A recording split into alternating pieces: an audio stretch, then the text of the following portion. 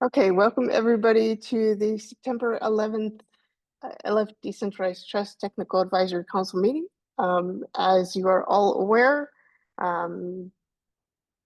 two things that we have to abide by. The first is our antitrust policy notice. So we just need to be aware of and not participate in any activities that are prohibited under any of the antitrust and competition laws across the world. The second thing that we have to abide by is our code of conduct, which in general says to be respectful of others on the call and their ideas. So for today, we have for announcements, the LF Decentralized Trust Dev Weekly Developer Newsletter that goes out each Friday. If you do have something that you would like to include in that newsletter, please do leave a comment on the wiki page that is linked here in the agenda. The second announcement that we have is that we have had 2 new lab proposals come in this week. And just as a reminder, we did vote for TAC members to be able to approve labs. So if you would like to, we have a proposal for 2 different zero knowledge proof labs. One is related to personal credentials, and the other one is related to ZK snarks. Any other announcements that anybody has or would like to make today?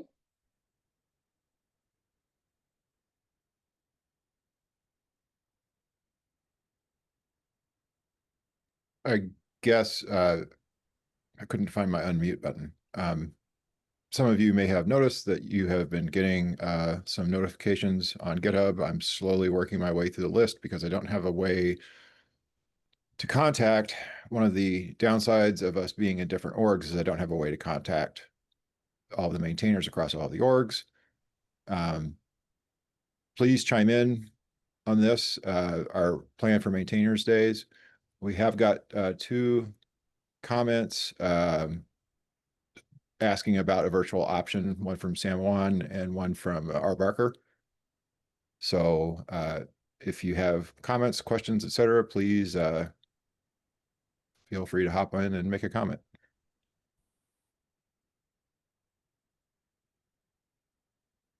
All right, thanks, Troy. Any other announcements for today?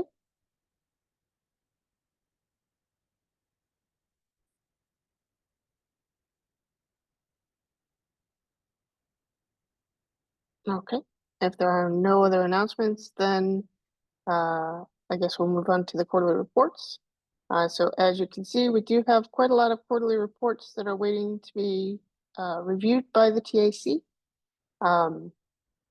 The cacti one is the oldest. It's been out there for the longest. When I put this agenda together on Tuesday, it only had 5 approvals. So we do need at least one more for the cacti report before it can get merged.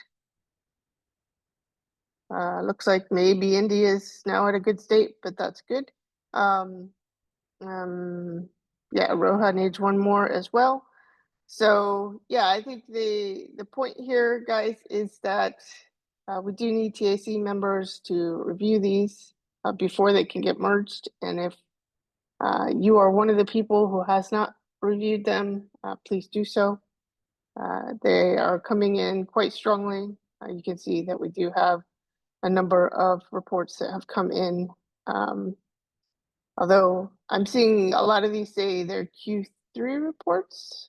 And I'm wondering, I don't think we have that many Q3. Some of these should say Q2. So, but I think, we've got maybe 3, 4 Q3 reports that have come in. The rest are all Q2, so they're quite old. And so, part of what we need to talk about is why we're having problems with, yeah, they do say Q3, don't they? Okay, maybe I'm off on my dates. I could have swore a lot of these were Q2.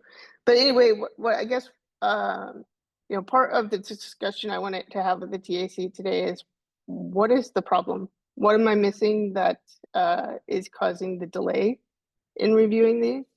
We've talked about this once before, that the TAC members need to be reviewing these. I think it was probably 3 or 4 weeks ago by now. And so I was hoping that that would make a change and a difference, but it doesn't seem to have. And so just want to see, what's going on here. Any thoughts as to why we're not reviewing them when they come in?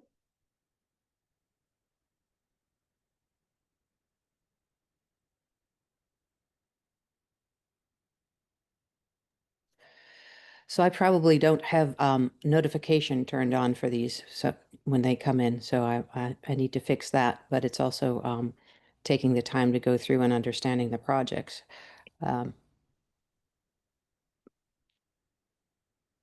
All right, thanks, Diane. Yeah, I think that the reminders are a really important thing. Everybody on the TAC should be subscribed to the LF Decentralized Trust Governance repo, as well as the LF Decentralized Trust Project Proposals repo. Those are the two places where we obviously get things that we should be looking at. The other thing that I would probably say now that TAC members can review the labs is also, that's probably another repo that you should start getting subscribed to. I know that if you are subscribed, you will receive an email on the work that's being done there. That could be another sort of issue that might be happening here for some of the TAC members, is there are sometimes a lot of emails that come in, and so they may have redirected those emails to a folder where they can take a look at them. So I guess, the thing there is that if you have moved those emails coming in, filtered them to a folder, to please have a look at that folder at least once a week, if not more, because there are, a number of emails that do come in, and if you're not keeping up to date with them, it can be extremely hard to. Yeah, other reasons that people think, Diane, your second comment about taking the time to understand them. I do think that quarterly reports are slightly different than the annual reports. I know we put a lot of time into the annual reports to dig into projects.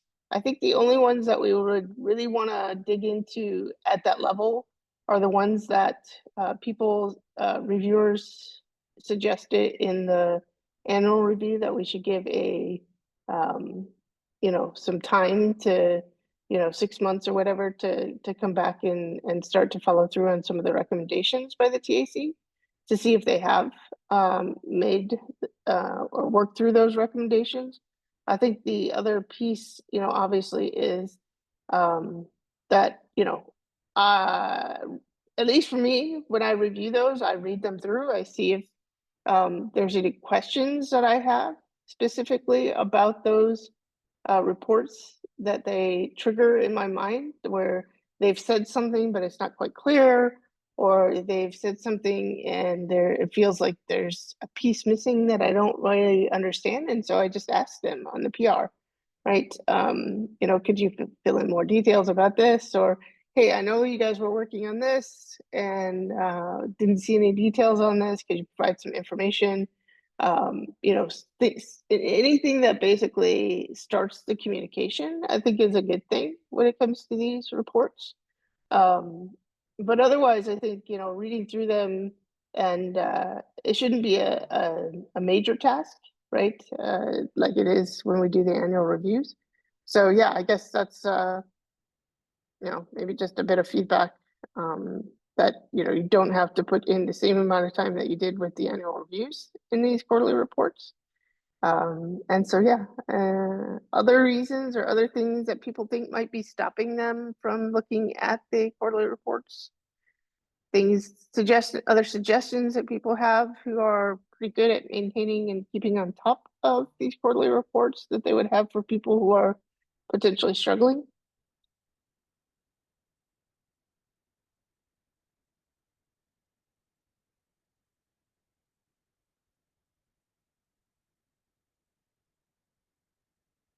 Enrique? Hey, sorry, I'm late. I guess one thing I do to keep up with these quarterly reports, I did review a few this week. No, this is just a tactic I think Matt and I have done here. I know Mhm. it can be quite busy during the week, so we normally like slot 15 minutes, one morning or like half an hour or whatever, which is like blocked out to just review the reports and catch up with everything. I think that's normally useful because sometimes these meetings come quite quickly every week, and you can forget to go to reports, and then people join the meeting and then they'll go and do the reports afterwards or during the meeting, which is like a change of mindset. So yeah, I find it useful to just block some calendar time in your own calendars to just come back to this. Yeah, that's it. Yeah. Yeah. Thanks, Ricky. Yeah, it's funny because I have to put together the agendas. I just do the same thing, right? Like the agenda. If there's any quarterly reports that I haven't reviewed yet, and I put them on the agenda, I just go ahead and review them then. So a similar sort of strategy, right? It's dedicated time to focus on them. But appreciate that, Peter.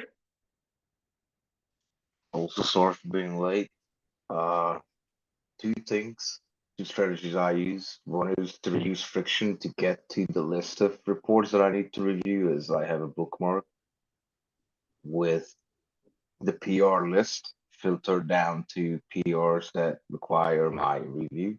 There's a built-in filter in GitHub for this on that little drop down that you can select awaiting review from you or something like that. Mm-hmm. So if you bookmark that and put it in a very visible place in your browser, wherever you put your favorite bookmarks, then it takes half a second to get to the list. And then the second thing I do sometimes is I read the report in multiple phases. At first, I kind of just glance over each section, read the first sentence, get a feel for what it is like. And then afterwards, I go in deeper detail and read the whole thing based on what I think is most interesting to me. And that way, I think sometimes I do miss a couple of details in the initial pass, but then I'm able to focus on the parts that are definitely interesting to me. And that way, it's a little less mundane than just reading top to bottom the whole thing. All right. Thanks, Peter. I really like the suggestion about the GitHub link. I've seen that in the past. I've never used it, but I have seen it, so I know what you're talking about. And definitely could be a really good way. You know, I would imagine a number of maintainers probably do that to stay on top of their projects, and so it's good for us as truly maintainers of the governance and project proposals and lab repos to stay on top of those three things. I All just, right. Any other? I just Yeah, wanted go to ahead. show that I do, I have the labeler tool, and you can also, basically subscribe to a label. So you can go in here, and this report is filtered by quarterly report. So you can go in here and say, I only want to see meeting minutes, and it looks like there's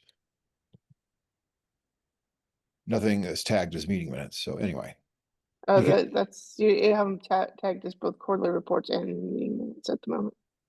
okay.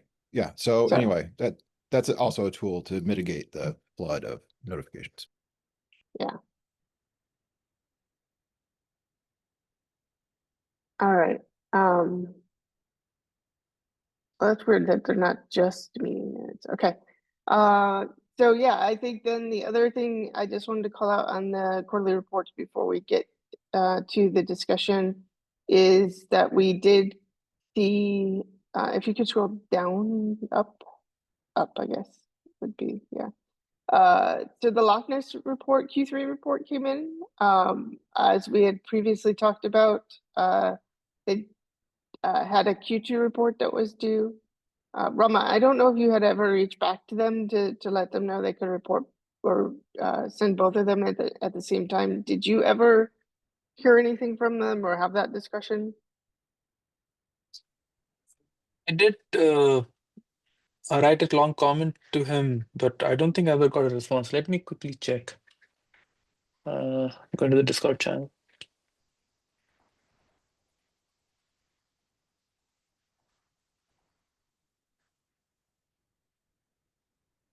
Yeah, I'm wondering if the TAC has any thoughts on what we want to do about that.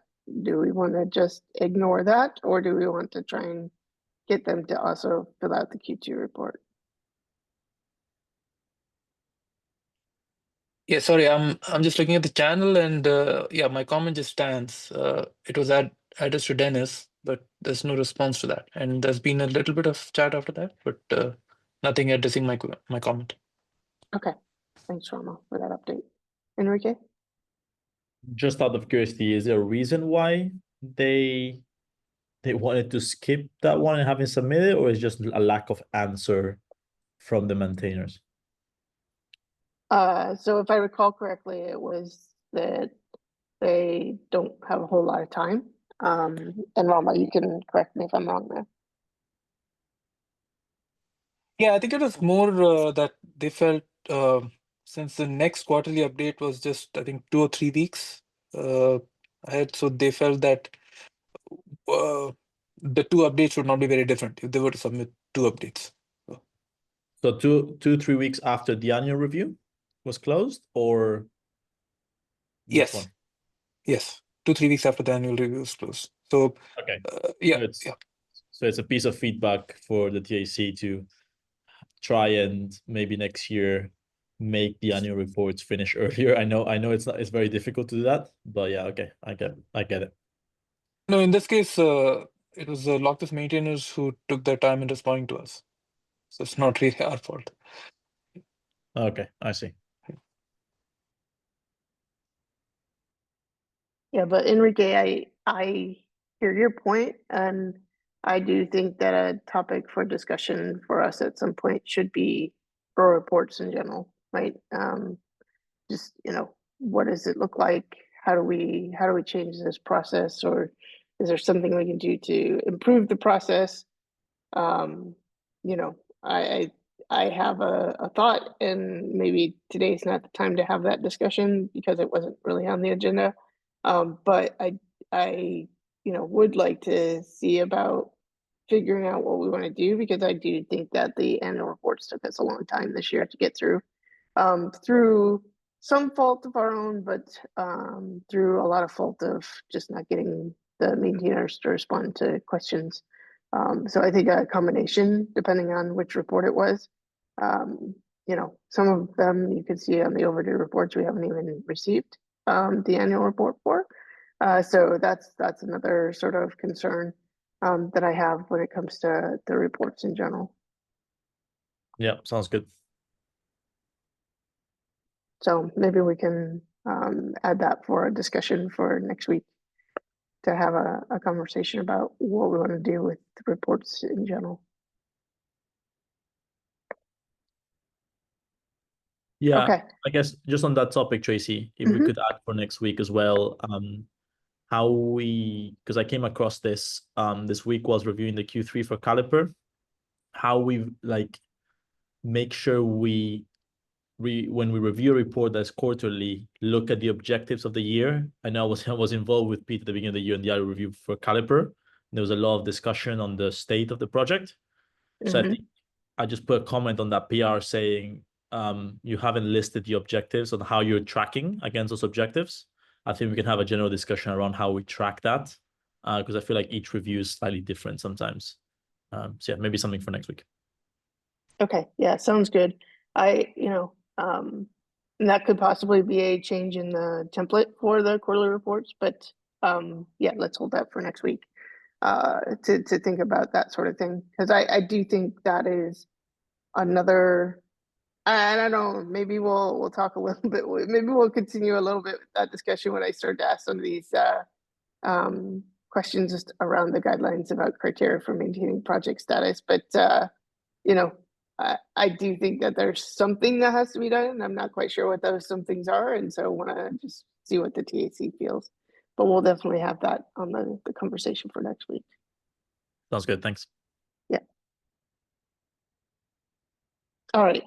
So anyway, I think that's probably enough for quarterly reports and my quarterly reports discussion item here. Let's move on to the second discussion item that I have. So last week we kind of talked about well, we kind of brought up this topic of, do we have guidelines about criteria for maintaining project status? And at the end of the meeting, we hadn't really had much of a discussion around it. And I said, well, maybe we need something to react to. But in putting together this week's agenda, I thought, well, maybe instead of reacting to something, maybe we could have a brainstorming session. And so I put down some questions here around things that we might be able to brainstorm and discuss.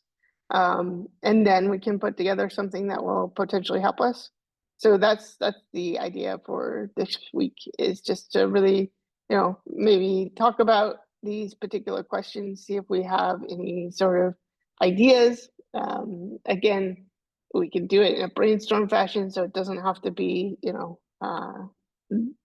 anything that we may or may not do. It just, put the idea out there. We can think about it and put it down on a piece of paper, and then we can have a look and further discuss as we go through something that's more formal.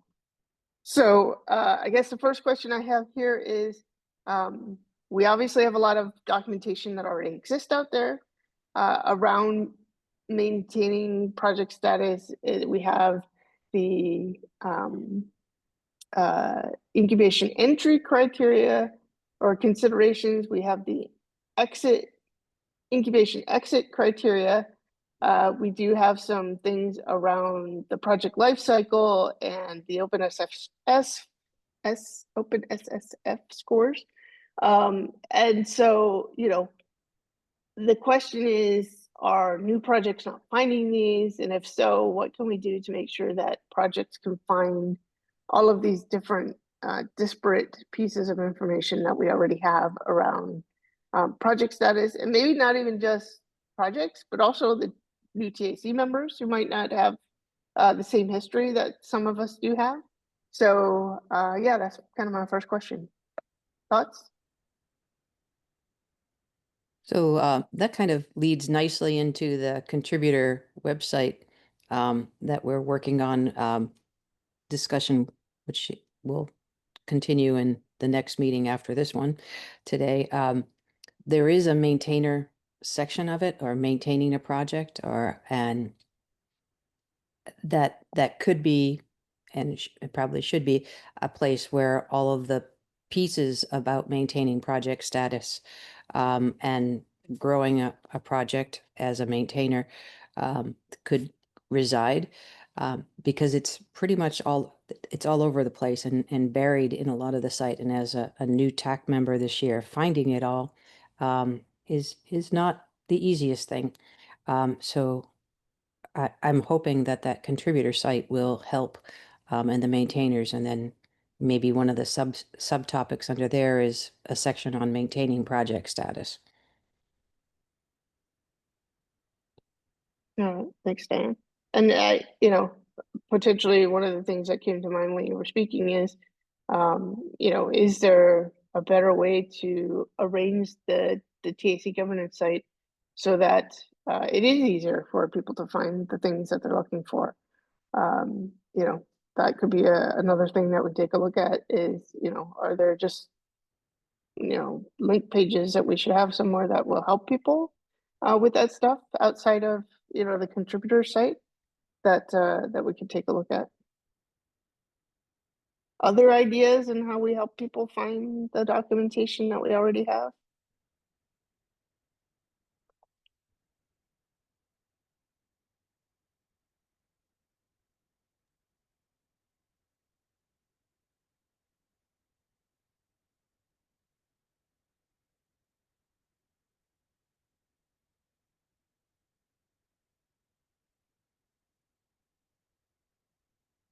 Peter? One trick I like to do sometimes is clone the different repositories into a separate directory where I know documentation is, and then do free text search either with grep or VS Code on all of those repositories. But the one downside of that is you have to manually pull the changes for each repo. So nowadays, I just use a lot of times GitHub's own search because I noticed that it has gotten slightly better, I think. Yeah, I have definitely used GitHub for GitHub search. Actually, the other day I was looking for the Hyro adopters page and where that ended up. And so like I went to the Hyro Ledger organization and I just did a search for adopters and showed up first thing. So you know, there are some good things about that when the organization is all one, which obviously for governance it is.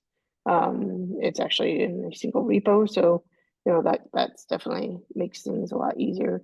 But now if we were to say we wanted to search against the governance site and the contributor site, which is currently a lab, that becomes a bit more difficult because those are two different organizations, right? So yeah, I do think that, you know, finding ways to make it easier for search is good. One of the things that does exist with the make docs is a search function. So you can do a search and find different pages. So if there's something that you're interested in seeing, you can obviously go to the governance make doc site and do a search and see if you can find what you're looking for. But again, you need to know what you're looking for probably to do that search sometimes. So that could be a challenge. People may not even know that maintaining product status is a thing. That they could lose it is might not even be entering their heads, other than being archived, or what's the word? Not decommissioned, but End of life. made end of Yeah. life or dormant or whatever. So yeah, that's what I like about the make doc sites, is that it can be a reference for linking out to other things, and that's what I'm hoping with the containers and the maintainers and mentoring pieces of it, that we'll be able to pull these things together. You know, I Yeah, hesitate to say this, but hesitate to say this, but putting the word governance, it all under governance. I know these are the rules for all doing all this stuff, but it's not the natural place where people, at least I would, look for help on maintaining a project, and that. So I think it's important to pull it out, and it's a hard bit of work to design a good website that and good documentation. And I think the governance repo works for us as the people developing the governance and posting it, much like the Constitution or other governmental agencies. But for people who are using this stuff, having a sub-site that pulls it together and makes it sort of what we're doing for contributors is us, you know, focusing on a persona for end users, for maintainers, for contributors, and teasing all of that out. I think that's the work effort that we haven't done, and that I'm hoping to do with the contributor site.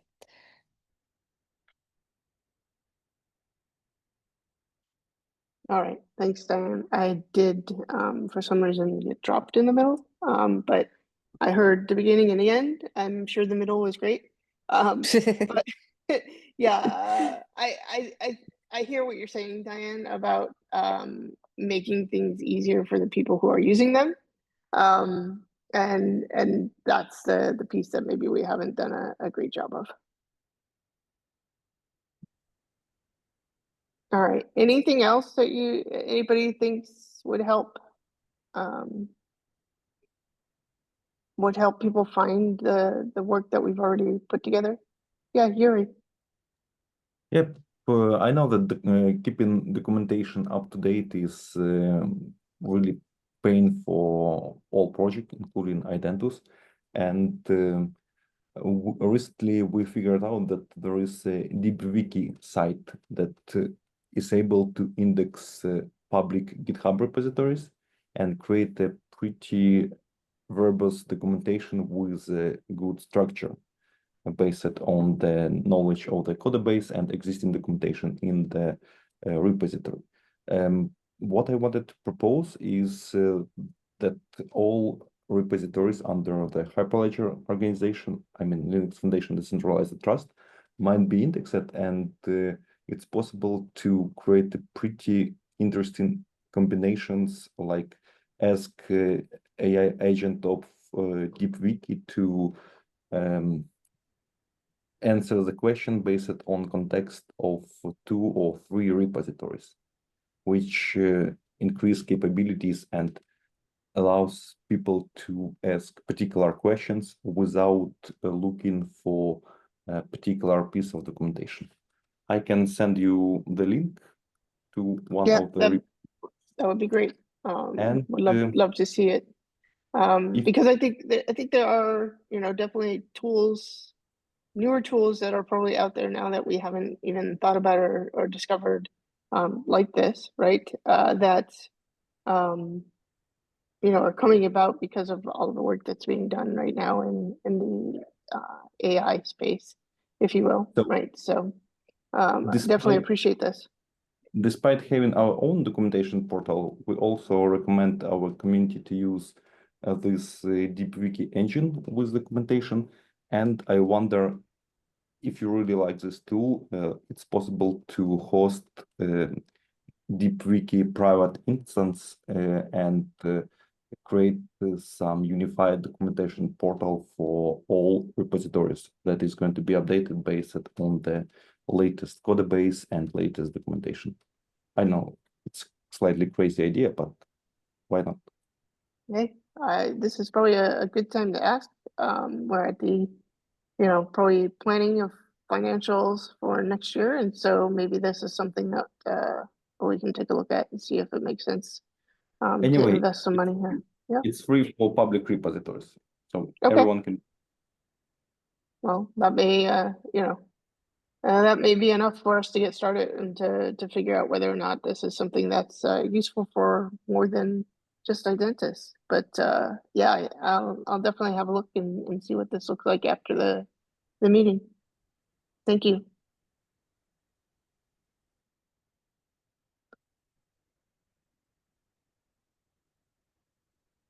All right, anything else on this particular question?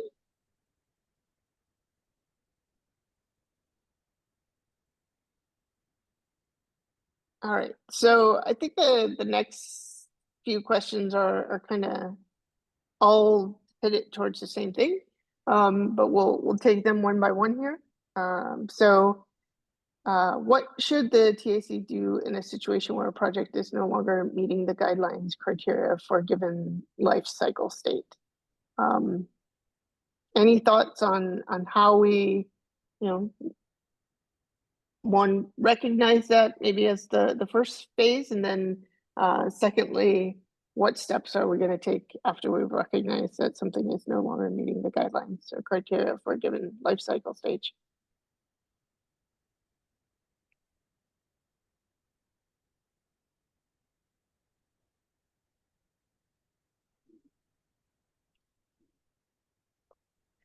Is it something, and Daniela's here, I think, that we should involve the governing board in if we're stepping back a project?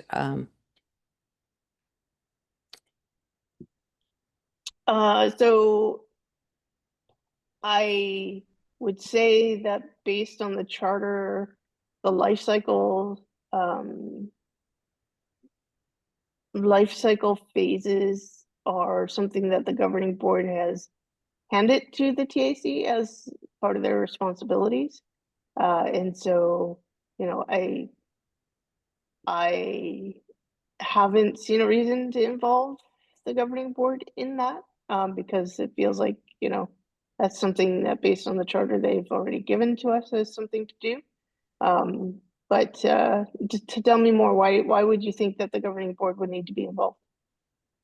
Well, you know, there are things, there are outliers, like the trust over IP annual report still isn't in. There, and that's a top level project. And even if it's just notifying them that we have an issue so that they're aware of it, not that they should govern whether or not we step it back or not, but at some point, I'm just wondering if we can use them to nudge the project as well. Yeah, it's a good question, Diane. And I think this maybe falls into the timeline. What timeline do we follow? What does that process look like? Because I have notified the governing board when we have archived projects or when we move them back to labs, right? They get the update, but it's after the fact. It's not like before the fact, if you will. Yeah. And so maybe there is something in there where we recognize it, then we put out the notification that, hey, we're thinking about doing something here, and then that something happens. Like what does that look like, and how do we make that happen? I think is questions that we probably need to answer.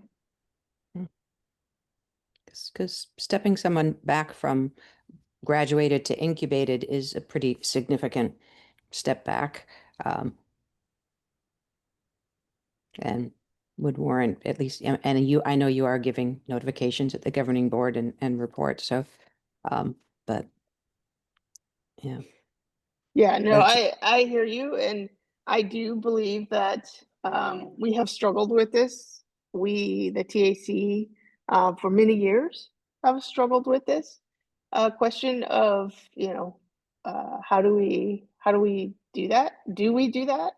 Right? It used to be the case that our life cycle was forward and on, and never go back, unless you got, end of life, and then you decided to bring that project back to life, then the cycle starts over again, right? That was really the only way to go back in the life cycle. So, I know that it's been recently, within the last year, I believe, right? If it wasn't the beginning of this year, it was the end of last year that we made the change so that the life cycle could have these kind of backward movements, if you will. And so the challenge is that we haven't really ever done that. And so we need to be thinking about, how do we do that? How do we make that happen? And so that's kind of what this question is hopefully going to drive us to, is some sort of answer around that. Daniel, I see you have come off mute, if you would like to add anything. Yeah, no, I was just going to agree with Tracy's comment, specific to whose responsibility is based on the charter, around making the project lifecycle decisions. Tracy, for those of you who are not attending the board call or do not work for a member company that attends the board call and reports out back to you, Tracy does a monthly readout of what is happening across all the projects, which includes touching on all the project reports, and highlighting, essentially, good things and sometimes bad things that are found in those project reports as well. Yeah, so this is certainly something we can, bring up to the board, Diane, as you do attend those calls as alternate board member to Hedera. So that is, if you want to bring that up to them. But I truly believe that project lifecycle has, for the last going on 10 years, always been the responsibility of the TAC, or the Technical Steering Committee.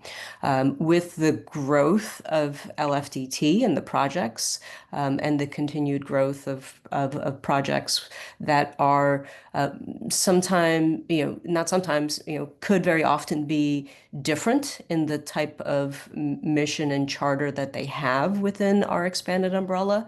We've been having these conversations around the need for looking at project lifecycle. I mean, someone just brought up the Trust over IP report. There is a report out there. I was just trying to find it. I don't know why it hasn't been submitted. But those kind of things, as projects are no longer just one thing, right? They're not just ledgers, right? They're not just one thing. Taking a closer look at the project lifecycle, looking at the structure of the TAC today and what it should look like in the future. The TAC numbers have not gone up, but the projects, go up that need more support. Those are all things that I think just as a natural evolution of, LFDT, going into, year 2 and year 3 needs to be evaluated. Yeah, thanks, Daniela. And David, your comment about we did move a project back in the life cycle. That was the first time this year. Good for us, right? It went from incubating to labs. The problem is that project itself, it took us multiple years to get to the place where we were finally able to say, yes, let's move it, from incubating to labs. I don't want it to be a harder and longer discussion when it comes to, hey, we have something that's graduated that really shouldn't be graduated anymore. I want us to be able to have a process that looks at these things, and the attempt at the OpenSSF score and the work that Rama led with the putting in criteria for how you maintain status or move between statuses, I think was our start. And I think that was an attempt for us to be objective about the matters of which state should a project be in versus subjective about, just looking at these annual reports and the quarterly reports and the way that they come in, or not feeling like this project should maintain the status that they are, and so we need to have that discussion. I think that was a good start, and I think what we potentially learned with Jairo wanting to graduate is that it's hard to do that work. It's hard to gather that information. It's hard to get the information so that we can be objective and say, yes, without a doubt, Jairo should be graduated. I felt there was still some subjectivity there, which implies that there's going to be even more subjectivity when it comes to, hey, we want to take something from graduated back to incubated, right? That's going to be a very tough call, sort of thing, without that sort of objectivity.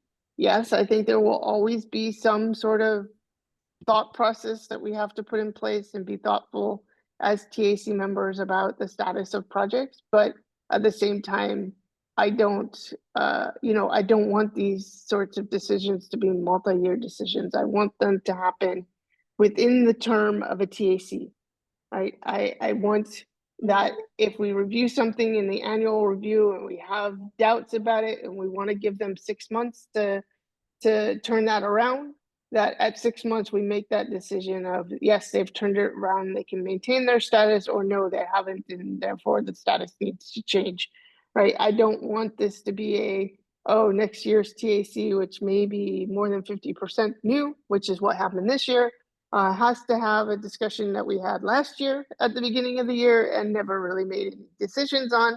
I don't want that kicking down the can to the next TAC happening as we move forward. And so, I want to make sure that this, whatever sort of process that we're looking at, fits within the term of a TAC, so that, we don't make it harder for the next year's TAC as we move forward. So, I think that's just some reasons for why we're having this discussion, is to try and make this easier for us to point to a process and say that's the process we're going to follow.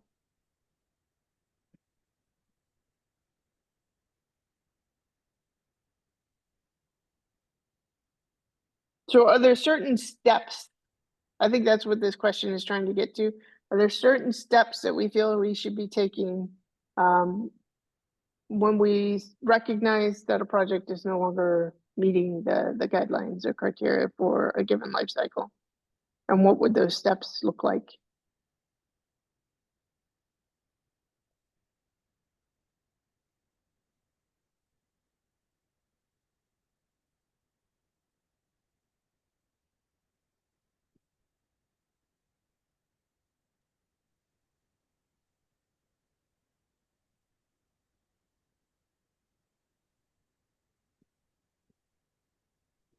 Is there a notification of the project message that we can send via GitHub that the project status is in question or on hold or being reviewed, so that it shows up on the GitHub repo, kind of like badging of some sort?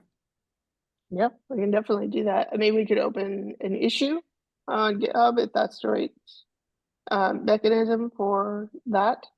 The question would also be, do we want to make sure that once we open that issue, there's, I mean, where does the discussion happen, I guess? Is it inside of that issue? Is it at a TAC meeting where the maintainers of that particular project can be invited? Thoughts on that? I mean, I don't think Arun's on, is it Arun who's been reaching out to the late report people, but he's been asking in Discord, and I just wonder if all of the maintainers of the projects that are in question are aware of it. So if there was an issue that we could put, that would bring, because it may just be the project leaders, and they may not have the bulk of the maintainers might not know that the project is in limbo or under review. So if we logged an issue that we're currently reviewing, some sort of notification to the community of that project via GitHub might be a next step. Yeah, I like that.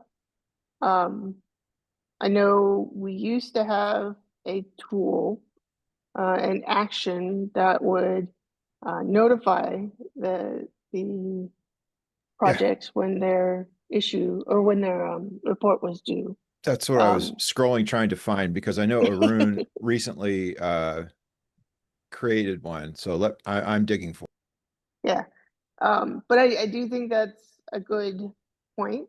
Right, like let's communicate to the projects in a way that they should see it, right? And if they are not responding to issues, then that's going to give us another clue, right? That there's an issue here, that it really truly is an issue. It's not just something that we think might be of concern.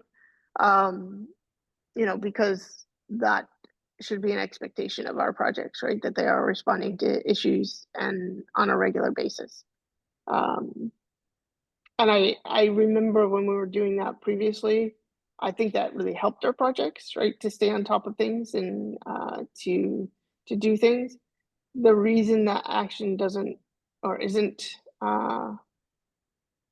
working at the moment is because we switched to separate organizations, right? And so we would need that action on every organization's governance kind of repo, if you will. So I think there's things that we could do to automate that, but there's also things that we can do just to make that something that occurs, even if we have to do it manually.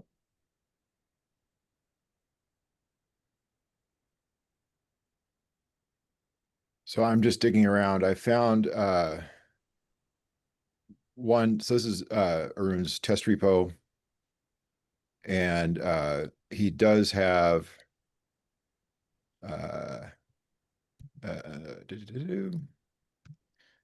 for instance, he has this review reminder, which pings people. And I know that he has another action in another branch that does something similar. So these actions do exist.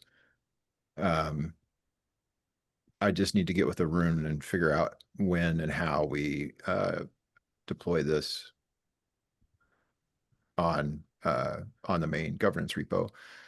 So what this would do is this in particular reminds GitHub people who are assigned a review to go and look at the thing. And I know that he also has another script which sends a ping, right? So this will open a PR to ping other repos. So he has like half of this done. So yeah, but I think this might be a good thing for us to bring back to life, right? Is a mechanism where we are opening issues for the maintainers And then we can actually track those issues and see, you know, when are they getting done? And two, you know, if they're not getting done, then that tells us also something about a project and its status, right? So, yeah, I just a question, Ryan.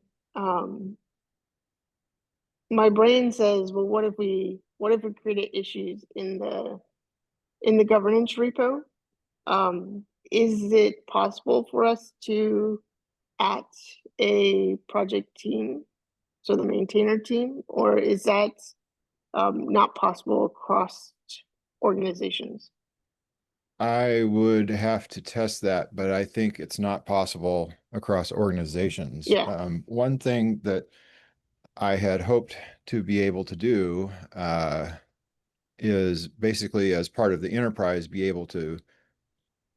So if I go here to the enterprise and look at the people,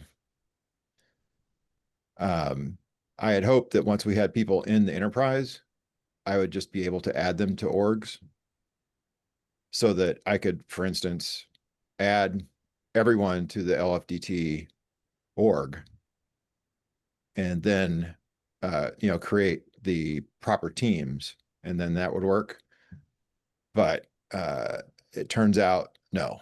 So it's a little bit trickier than that. I can't just go in here and like click on Lance Two Birds and add him to another org. I still have to invite him to the org. So even though I have ownership of both the enterprise and all the orgs underneath it, I don't have that ability. So Okay. Well, I see we're at time. So I think we'll have to continue this, but I think this step is probably a good first step, right? For us to make sure that we're able to track and the projects are able to see what's happening. And then also for us potentially to have a discussion, right? If an issue is not being resolved, for us to have that discussion and then potentially invite the maintainers to a TAC call when we think that, you know, potentially the project needs to change status. So let's continue this as we move forward. But I do think this is something that we'll talk about again. But maybe we have at least some initial steps for us to take. And then next week we'll talk about the reports and specifically how do we improve the way that we're doing reporting today so that we can make some changes there as well.